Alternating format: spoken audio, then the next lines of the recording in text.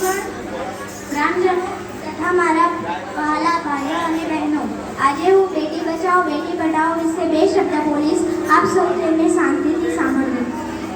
આજે આપણો દેશ તમામ ક્ષેત્રોમાં ખૂબ ઝડપથી પ્રગતિ કરી રહ્યો છે અને આગળ પણ પ્રગતિ કરતો રહેશે.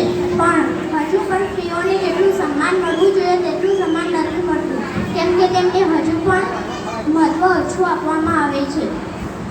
હાલ આપણા દેશના પુરુષોની સરખામણીમાં સ્ત્રીઓની સંખ્યા ઘટી રહી છે. એ મોટી ચિંતાનું કારણ છે.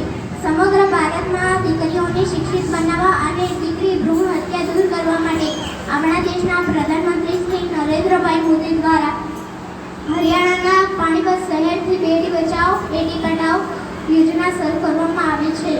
દીકરીને સાપનો ભારો, કારકિર્દી પણ માથાનો બોજ વગેરે માનવામાં આવે છે. આવી એક તરફી માન્યતા ખરેખર ખોટી છે. દીકરી અને દીકરા વચ્ચે ભેદભાવ રાખવો એ ઘોર અન્યાય છે. એવું કહેવાય છે કે જ્યાં સુધી દીકરાના લગ્ન ન થાય ત્યાં સુધી દીકરો માતા પિતાનો રહે છે, પણ દીકરી તો આ જીવન માતા પિતાની રહે છે. સંસ્કારી અને કેળવાયેલી દીકરી પોતાના કુટુંબ, સમાજ અને દેશને પણ ઉજાડે છે. દીકરી પરમાત્માએ આપેલું વરદાન છે, આશીર્વાદ છે. પુરુષ ગણનું આંગણું, નારી ગણનું મૂળ, નારી શક્તિનું રૂપ છે, ન ભૂલી ના જો.